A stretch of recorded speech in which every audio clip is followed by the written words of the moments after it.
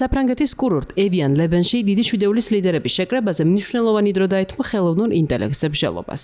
ჯგუფის წევრი ქვეყნების პირველმა პირებმა მოწვეულ პარტნიორებთან ერთად განიხილეს თანამედროვე ინოვაციები და ის გამოწვევები თუ შესაძლებლობები, რომელიც მან პლანეტას მოუტანა. მსჯელობა შედგა ბოტებისა და აგენტების სანდოობაზე და იმაზე, თუ როგორ წარმოაჩენს ხელოვნური ინტელექტი სიმართლესა და მცდარ ინფორმაციას. ცნობილია, რომ განხილულ იქნა გეგმა, რომლის მიხედვითაც გარკვეულ სანდო პარტნიორებს ევროპაში მიეცემათ წვდომა ამერიკული კომპანიების, მათ შორის ანთროპიკის მოწინავე ხელოვნური ინტელექტის მოდელებზე. ეს კი იმ შეზღუდვების გვერდისავლაა, რომლის მიხედვითაც არაამერიკულ წყაროებს ამ ინფორმაციაზე წვდომა ვერ ექნება.